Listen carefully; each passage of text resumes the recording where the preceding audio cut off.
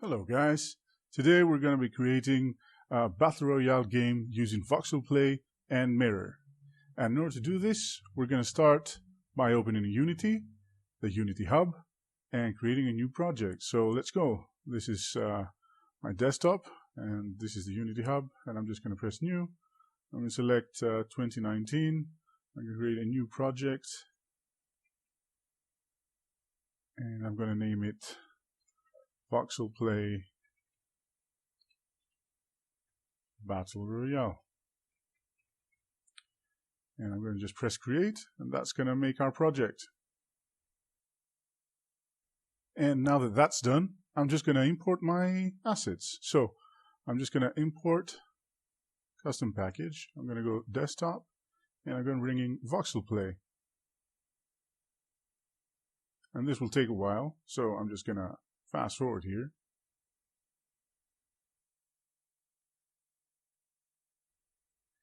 And here it tells me it wants to make a backup because it wants to change some things due to the upgrades in the in Unity. So I'm just going to press I made a backup and go ahead. And it's going to take a while again. And I'm going to fast forward.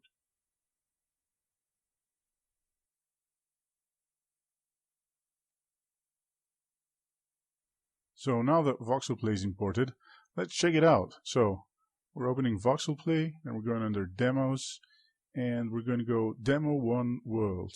And we're going to check this out because this is the basis of our game.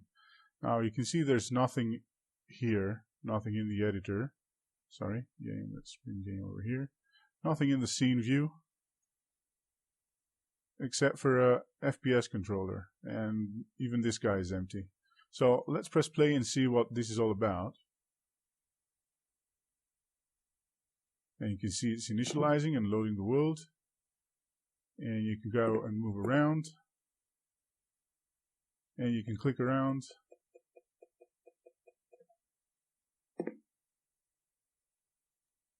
And you can collect things, and you can throw a ball. You can summon a deer. You can place a brick.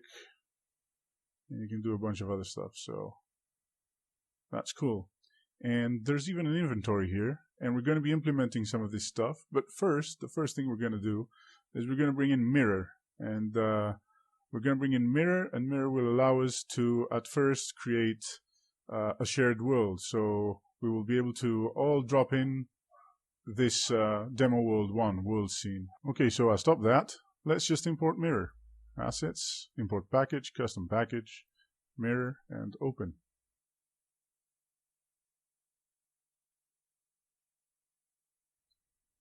So what is mirror? Let's check it out. So let's go in mirror, and there are some examples here.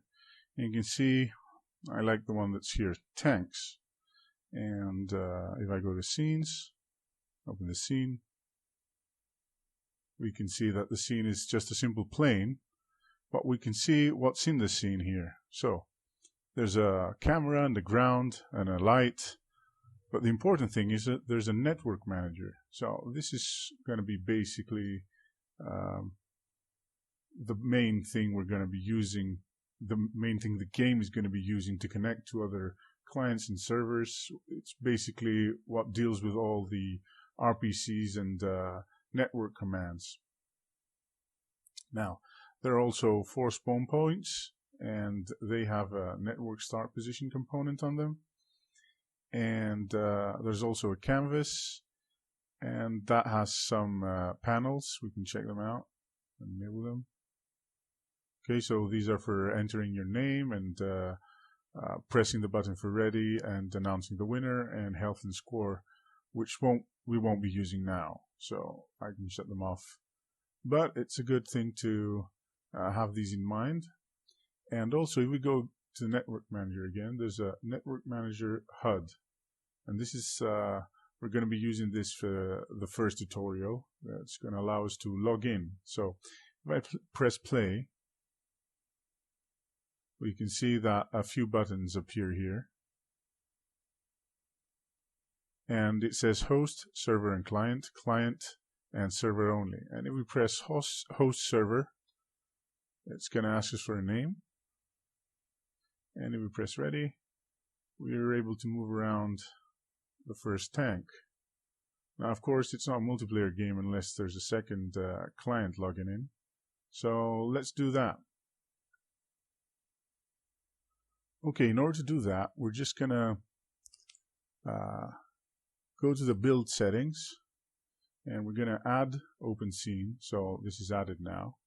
And before we build it, we're gonna change some settings so we are able to see both of the views here. And I'm gonna go into player settings, and I'm gonna change full screen mode from full screen mode to windowed. And let's give it a small, more standard resolution, HD, the small one, so 720p. And I think that's it. We can just build that one. And we're going to make a folder that's called builds in our project folder. And that's not going to be changing anything for our project. It ignores it because it's just called builds. I'm just going to press select folder, and it's going to start building. So that built, and we can go back here. There's a small error here, but it's just a warning. It says that a value is assigned but not used. So we're just going to clear this, and let's reopen the scene so we don't have any changes. Okay, and I'm just going to press play here, and I'm going to go host. I'm going to give it a name here, player 1, again, just like we did. Ready? And I'm going to bring it over.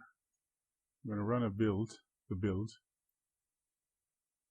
and we're going to connect to the game. So let's give it a second to run.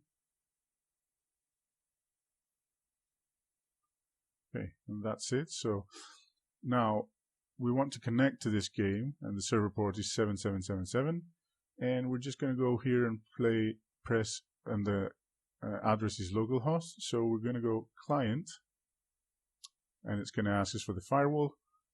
We're going to enable that, press client again, and the prefab is spawned. So we press player 2 here, and ready, and I can move player 2 in this window, and it moves in the other window as well.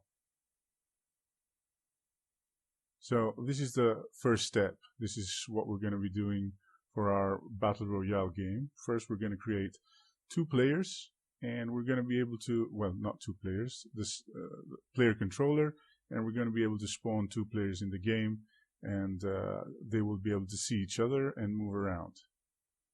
So let's do that. I'm just going to stop this here, and you see disconnected. Close the build, and stop the game here. So now that we have all the elements, we saw all the elements we need in Mirror and in Voxel Play, we're just going to create a new scene. And before we do that, I'm just going to do some housekeeping here. And I'm going to create a new folder, and I'm going to call it game. And I'm going to add the scene folder to it. So this is game, mirror, our game, mirror, Voxel Play, and some script templates for mirror. I guess we could throw these into mirror, but let's leave them there for now. Okay, and we're going to create a new scene. And we're going to use some elements that we just saw. So I'm going to go into mirror, and I'm going to go into the examples folder. I'm going to go under tanks and scenes, and I'm just going to drop this in here. And now I'm just going to rub it, and I'm going to take the network manager and the spawn locations. Let's take them all, and I'm going to bring the canvas with me and the event system. I'm just going to drag and drop them in there. Remove this. Make sure not to save. Okay, so now we have all the elements that were used in the networking. So our network manager is all set up, well, with tank things, but we're going to fix that. But the other thing is we're going to bring in the elements that were used in the Voxel Play scene. So we go under Voxel Play, we go under Demo 1 World, and we bring in World Scene. I'm just going to drag and drop it here, and we're going to rub them as well. We're going to just take Sun, Voxel Play environment, and I'm just going to get the FPS controller for a moment, and I'm just going to drag and drop them in here. I'm going to remove the scene, don't save, so we have it as a backup. And now we have, I think, all the elements we need for the first part of this. And the first part is we've got an FPS controller, And as you saw in the tank scene, there was no FPS controller in the scene. So how did that work? Well, in the network manager, you set out and you place the player prefab here, and this takes care of the spawning. So that's cool. Now, there is also some registered spawnable prefabs here, which is a projectile for the tank. We're going to remove that because it's not what we want. I'm going to just remove it here. And I'm just going to take the FPS controller here, and I'm going to create a new folder in the game folder and call it prefabs. I'm going to drag and drop FPS controller into prefabs. So we now have a new FPS controller. And I'm going to delete this from here. I'm going to go call this FPS controller networked, just so it's differently named and we can make out what's going on. And I'm going to go into the network manager. I'm going to bring this guy up here. I'm going to delete the directional light here. And I've got this camera, but I'm going to remove the audio listener here because we will have an audio listener on the FPS controller. So we don't want to have multiple audio listeners in the scene because it throws an error. So we've got our prefab here. We're going to Network Manager, and we're just going to drag and drop our new prefab here. It says player prefab must have a network identity. So what is this? All the objects that are going to be synchronized over the network need a network identity component. This is in the mirror documentation, but now we're facing it together. So we go here and we open our FPS controller, networked, and we're going to try and add a network identity component. So we added it, and that means now we can add it to the network manager. So let's drag and drop again. And that's it. Now he will be able to spawn. Let's check that out. I'm going to just save the scene here. I'm going to just save as game scenes.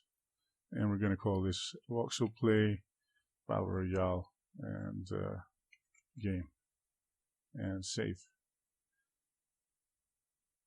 So let's see what happens. Let's just press play and see if it works. Okay, so it's initializing again, but there's also our little GUI here that says host server, client, and server only. We can press host and we're spawned. You can see here, if I press escape, there's a new FPS controller networked, which is the new one, and it says cloned. And there's a network identity on it. Well, this is all cool, of course. We can control the player, and I can move around, and I can do everything like I did before. But nothing is sent over the network, actually. So how do we do that? How do we send the information over the network? Well, it's pretty easy, actually. We go here to our FPS controller networked, and we not only add the network identity, but we add a network transform. And this will automatically synchronize the position and the rotation and the scale of this object with all the other clients. So we're going to click client authority because this is the one we want to control. And that's it, basically. We will be able to control the player, and we will be able to spawn new players, and we will be able to move them around. So how do we do that? Let's check it out. Let's make a build. Let's go to build settings, remove the old tank scene, add this scene, and build. I'm just going to go into the same folder, and we're going to build this. Okay, so now that's done. Let's check it out. Let's see if it actually works. So I'm going to press play here.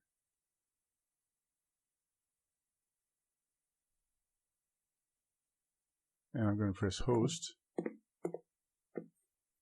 And now I'm going to bring up the other build. I'm going to run it. And we're going to connect and see if it works like the tanks example worked. Okay, so here it is. And it's loading up. And I'm going to just press client, exactly like we did with the tanks example. But now there's something weird going on here. It seems that my controls are controlling both, even though I'm in the build. So what's going on here? Well, it's quite simple actually. I'm sending the inputs, and both of the controllers are getting the inputs. So we have to change this. So let's stop this and fix the problem.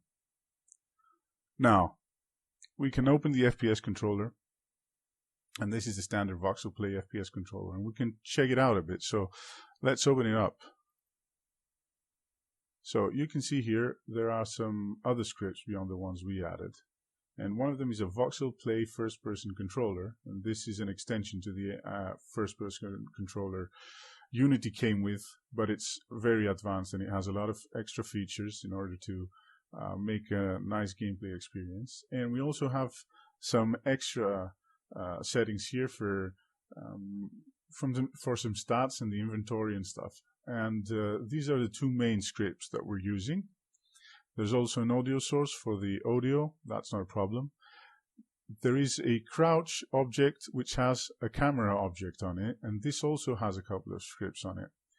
Well, you see, this is all controlled here, and in order for us to only control our player, we need to be able to disable these, so for the other players. So when the other players come in and they're not being controlled by us, these won't be on, so we will just disable them. And we'll do this because we want our character controller to be unified, and at the moment it's the easiest way to do this. So how are we going to do this? We're just going to create a new script. Now, this script could be a mono behavior, but we don't want that to be the case here because we want it to check some networking stuff. So we want it to be integrated with Mirror. Well, there is a type of script here that we can use, and they're called network behavior. But if I don't restart Unity, Mirror doesn't show them. So let's first create a folder here and call it scripts. And you can see I'm going to enter scripts. I'm going to right click, create, and there is no mirror. There's a Voxel Play here for Voxel Play objects, but there should be a mirror folder here. Now I'm just going to restart Unity, and we'll see how that appears. Let's bring up the hub again. Click on our project. Okay, so now I'm in scripts again. I'm just going to create, and now I can see a folder that says mirror, and I can press network behavior. And we're just going to call this network player. And that's it. Now, you can see here in Mirror, there's a README file. The README file says, important, you must restart Unity after importing Mirror for the component menu to update. And that's basically what we did. So what are we going to do in the network player script? Well, let's go to our prefab and add it. And then we're going to start doing some code. Network player. So I'm just going to double click on the network player component.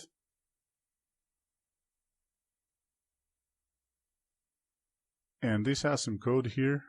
I'm just going to remove it. We don't need it at the moment.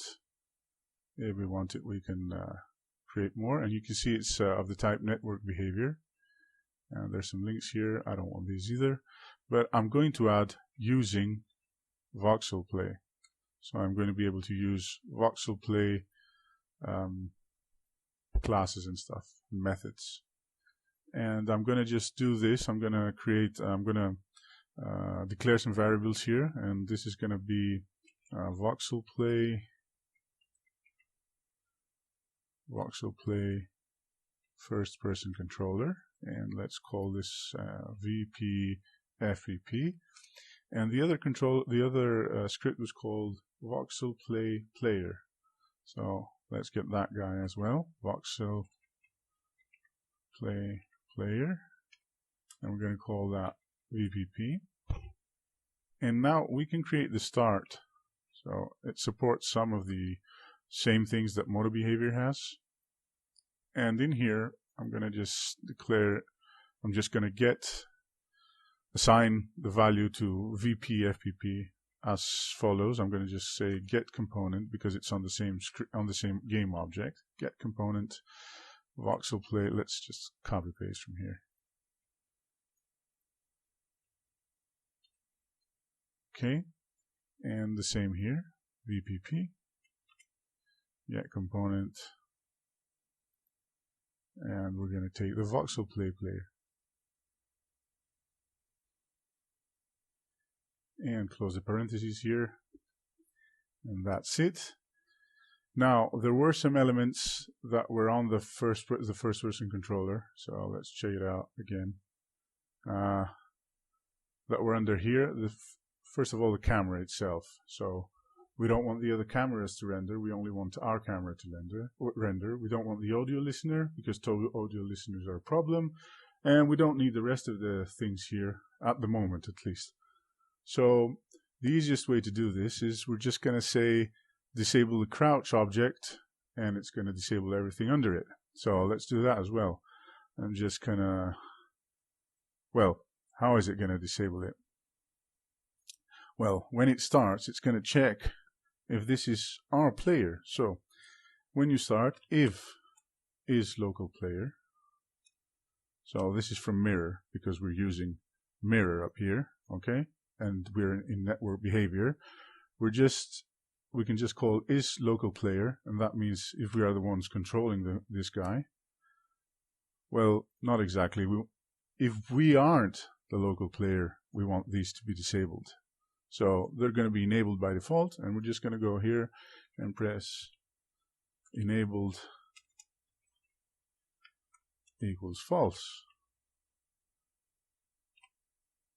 when you aren't a local player. So, or we can write this as so if equals false. Okay, so it's easier to understand. And VPP enabled equals false. And now, how are we going to get this guy crouch? He contains, he has a child of the first person character which has the camera. We're just going to get the first child. So transform, get child 0, sorry, and game object set active and false. So that's going to disable that. Now, that's cool. So it's going to disable the components and it's going to disable the crouch object, but this guy's invisible. So I can press F here, but you can see there's nothing here. So there's nothing here. So we're going to add something to make him visible to us in the game. So when other players enter, they can be visible. And I'm going to just go here and I'm going to press game object, 3D object. I'm going to add a capsule. Now this capsule is a child, but it has to stay below crouch. So it's child number 1 instead of child 0, so it doesn't get disabled. We can change that in the future if we want, but it's not important at the moment. So let's reset everything here. And we don't need a capsule collider because our controller already has a character controller. So I removed that. And make this guy smaller, maybe you can see it. Okay, so you can see it here now, around him. Okay? So I'm just going to bring this guy back up. And that's the approximate size of the guy. And now we want to disable this for us so we don't see it. So we're going to go here and if local player is false, we're going to do this. Else we're going to disable the second child. So take this, transform child 1, and that's going to disable our capsule, so it won't obstruct the view in any way. Shouldn't, but it might. So we save this, and that's already applied to the prefab. So we can go back and we can just build again and see if anything worked. Okay, so now that's built. Let's check it out. I'm just going to run 2 instances here. And I'm just going to move this one to the side and this one here. I'm going to hide this window. And I'm going to press host in one, move down here. And I'm going to switch to the other, press client, and I'm moving down here. And you can see I can move in one, and you can see me in the other. So this happens in both cases. Now, this happens automatically because we use the network transform component, and that automatically syncs the transform of the characters, so of the capsules, basically of the first-person players, and basically the capsules, which are the only thing running for each player, each other player in our game. So I can only see the other person's transform. So now we can see how this is a problem, because I'm doing things to the environment now in one game, in one instance, and it's not transferred to the other. So we want to be able to do that. And I'm just going to turn these off, and I'm going to explain to you how we're going to do this. Okay, so we want to not only see each other, but also affect the environment. And I think we can start with the simplest interaction, changing the voxels in the world. So if we damage a voxel if one player damages a voxel, we want the other players to see it. If it gets enough damage, we want the voxel to be destroyed, and we want the other players to see it. So we want to send the damage voxel information. How are we going to do that? Now, Voxel Play has a neat SDK here, as we said, and they have a lot of events, and we can hook up things to these events. So whenever something happens in the Voxel Play environment, an event is triggered, and we can use that, and we can then send this information to the other players. So if I go here in the Chronic Knowledge Center, we can check out the events, and we can see that they have voxel-related events. And, well, the first three lines in the voxel-related events is on voxel click, on voxel damaged, on voxel damage hit info, on voxel after damage, and on voxel after damage hit info. So there are events for the lifetime of the chunk, from when it's clicked, when it starts to get damage, and when it's actually damaged. And we can hook up to this. So let's do that. Let's be able to register this event, and then we're going to network it. So how do we do this? Well, we're going to go to our player script, and we're going to go and add an instance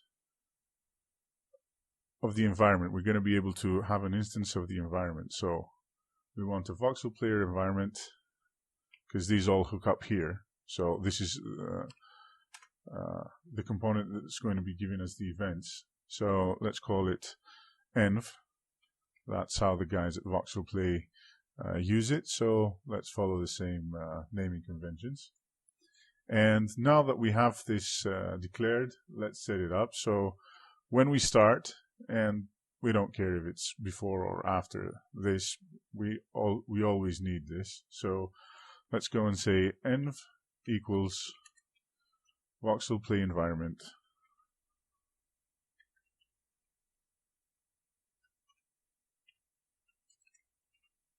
instance, and this will assign to env the instance of Voxel Play running in our scene currently. So that's cool. We already have this. It's going to be great. Whenever there's an environment in here, it's going to be set here, and we can access it using env. And now let's see how we use the events. So if I scroll down here, I can see that, well, the same exact, this is how they call their environment. So Voxel Play environment is env, and in start, they say env and dot on chunk changed plus equals, and then there's a method here. And I can check, well, on chunk is a chunk related method. We want one of the voxel related methods to send the damage. So I have tested this, of course, and I think our best bet is on Voxel after damage hit info. So this will give us, this will trigger after the Voxel takes damage, and it's going to give us some info about that damage. So it's going to give us how much damage the box took, which box, of course, which Voxel, of course, it was, and where it was hit, and from which direction, which is pretty useful because we might want to use that. So I'm going to just copy paste this, and I'm going to go here in my code, and I'm going to go env. I'm going to add this, and I'm going to go plus equals. And now Visual Studio gives me a hint here, and it says env on voxel after damage hit info, press tab to insert. So I'm just going to press tab, and it automatically creates the method, and it gives me the parameters that I can pass through. So that's ready. Modify any highlighting location to begin renaming. I don't want to rename it. I'm just going to go here, and I'm going to delete this line, and we're ready to call some code. So let's just do that. I'm just going to go debug log damage event triggered, and I'm going to press save, and I'm going to go back into my game. It's going to compile. I'm going to play,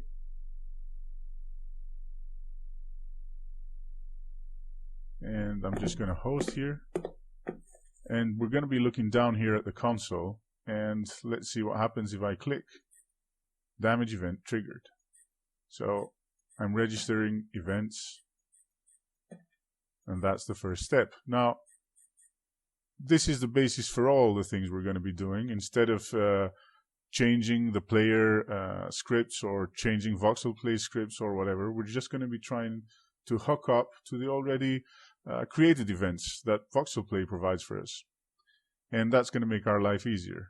Now, of course, if we want extra events, we can go in and do some work, but for our purposes now, which is damage transfer between the players, we can just register, we can just use the events.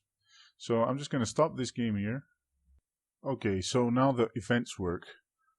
We can check how we can send these over the network. And since we're using Mirror, we have to check how Mirror does this.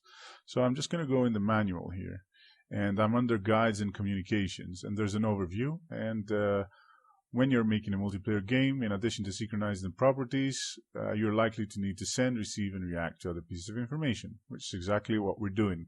We're already synchronizing the information, the properties for our network and network players. So now we need to send and receive some information.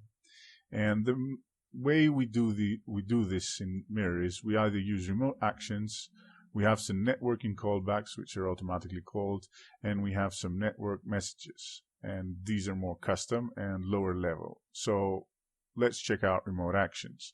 So if I click on remote actions, there's a diagram here, and it explains how it all works. And it says we send from the client commands to the server. The server finds the object, and then it sends it back to all the clients, and it runs on all the clients. So that's what we want. We want to be able to send a command and then run it on all the other clients. Now, how does this happen? Well, we send the input through a command, and then from the server, we have to send a Client Rpc call, you can see here, back to all the clients. So the first step is, of course, the command. How do we do that? Well, that's pretty easy. It says here, you just add the command, custom attribute to it, and it then Mirror knows how to use it. And you also need to add the prefix cmd to the method name. So let's go into our player script, and I'm just going to add the command attribute here, and I'm going to create a new public void cmd, and I'm going to call it cmd damage voxel. Okay, so that's the command. And let's just set it up here. And what is it going to send? Well, let's first try debug. Let's see if it actually sends. So let's call this remote damage event triggered. I'm going to save this, and well, I need to call it, of course, so I need to go here in the event when the event is triggered and add cmd voxel and call it. So we're just going to save here and we're going to build. And now that that's done, I'm just going to run the instance here, and I'm going to run an instance here in the editor so we can see what's going on. We can check the console. So telepathy transport initialized, host server, and let's see the build here, client, and just go move here down. You can see in the editor I can see the client moving around, so nothing's changed there. But what happens if I click remote damage event triggered? So I clicked in the client and the editor received it. So this is a network message. Nothing's happening, of course, but that's only because we're sending a debug. We're triggering a debug log event. So that was easy. Now let's go and try and do something more interesting. Okay, so I'm back in the script, and we call the command damage voxel, but that doesn't do anything. It just sends a debug log. So what are we going to do? We have to figure out how we're going to damage the voxels. Well, that's pretty interesting, because you can see here that in the manual, in the SDK, I have methods for voxels and chunks and whatever.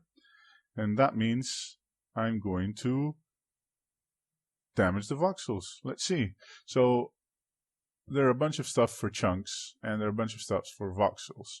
And for example, there's a pretty neat one here that says public vector3 get voxel position, which is pretty neat. If you want to get the position of a voxel, which we can pass through to do things to a voxel.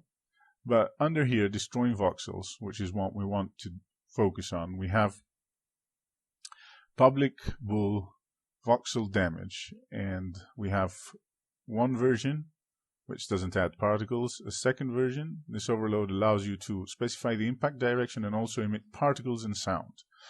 And we also have a third one which takes in, well, the hit position and the voxel surface normal, which is cool because that means we can emit the particles in the correct direction.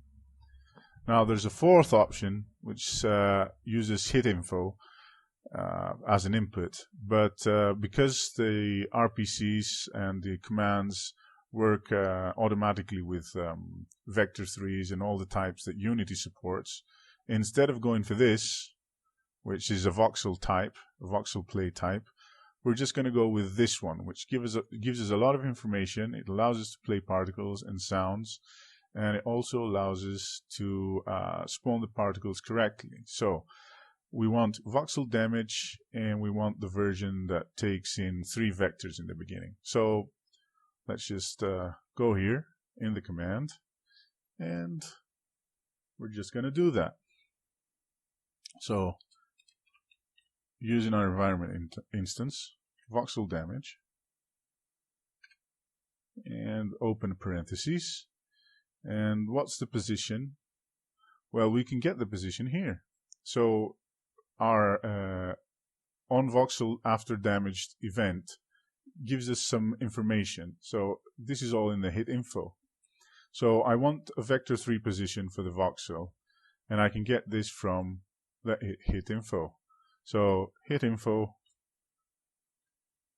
voxel center is the position of the voxel, which is what we want here. So let's go here and create this parameter, vector3 voxel position. And then we wanted a hit point and a hit normal. And these are vector3. And we can also get them from the hit info. So let's make a new vector3 here and call it hit point. And another vector3 and we can call that hit normal. And what else do we need?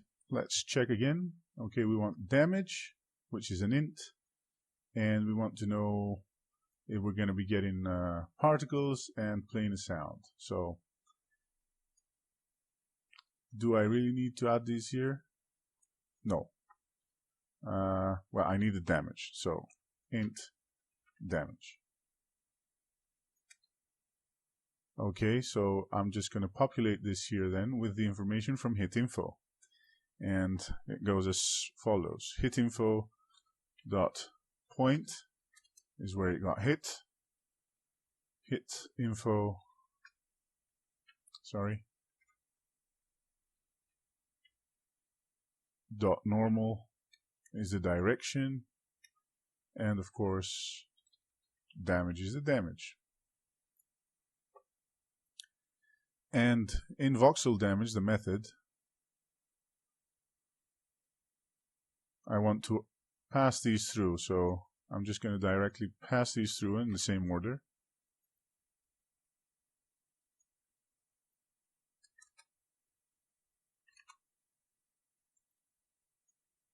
And then we want to spawn particles, and we want it to play a sound. So true. And enter. Okay, so at first glance, this seems to make sense, right? We're going to just send the command to the server, and, well, that's going to happen on the server. How is it going to happen on the other clients, the other players? How is that going to be translated there? How is it going to be transferred? And if we go back to our diagram here, you remember that the first part is the command. This is what we send to the server. But how is it sent back to the players? Well, there are 4 ways, and these are automatically handled: the object spawn and object destroy, and the state updates through the components, like the network transfer component we use for the location of the player, for the position and rotation and stuff. But we need to be able to send something else using Client Rpc calls, which is the 4th thing here, the 3rd from the left. Now, if we go down here and scroll, Client Rpc calls are sent from objects on the server to objects on clients. Yes, exactly what we want. And you use the Client Rpc custom attribute, and you add the prefix RPC, and you call them, and then these are called on all the clients. And that's interesting. It also says here, if you want to exclude the player object that send the command, you just say exclude owner. So what we really want to do is we want to be able to send this information to the server with a command correctly. We call a command here, but we want it to then send all this information to all the clients, right? So we need to create a Client Rpc, and we do that as so. We take the Client Rpc here, and because we want to exclude the owner so it doesn't send it to itself, send a message to itself, we're just going to Control C this one that says exclude owner equals true, and we're going to add it here, and then we're going to create another public void, start with RPC prefix, and we're going to name it RPC voxel damage. Right? And we want to pass through the same exact information we passed through before. So we're just going to copy paste it from here.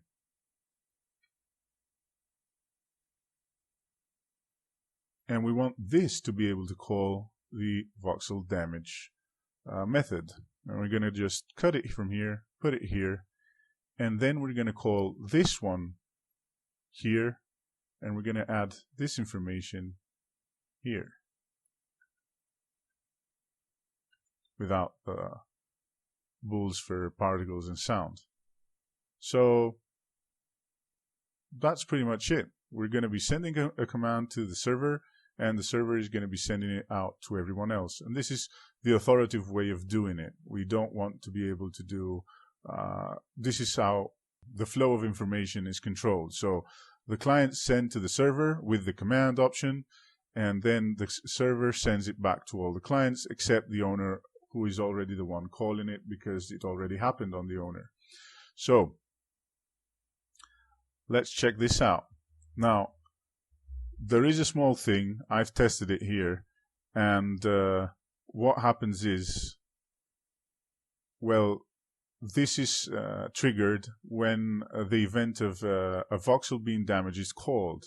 So if we send this again, well, this is going to be sent again, and then it's going to be sent again. So every time we do it, it's going to trigger a second damage event, and this is going to trigger everything else again. So we don't want that. Thankfully, the guys at Voxel Play have created a way for us to stop that. So I'm just going to use this here, and this is some special sauce. So environment capture events equals false. So this method is not going to call this whole thing to happen again. This whole piece of code is not going to happen again now, because I've said don't send the event again. And because we want that to, well, we don't want it to affect other events, and this is a global thing, we're just going to say environment capture events equals true after it sent it. So I'm going to save, and we're going to test it. So that built, and I'm going to run 3 instances here so you can see what's going on and how it works. Double click, sorry. These are all 1980, 1920 by 1080 HD runs. And I'm just going to go here, and the top one is going to be the server. And I'm just going to move around here. So there's a clearing. And I'm going to Alt Tab to the rest of them. And I'm going to go Client. And move down. And I'm going to go into the third one and press Client again. And we have 3 guys here sitting around. And I'm in a client. So let's see what happens when I click in the middle of the ground. So in all 3 clients, the particles are spawned, the box was damaged, and I can do it again. And it was destroyed in all of them. Can do it for the grass. That's really cool. And if I go to the server,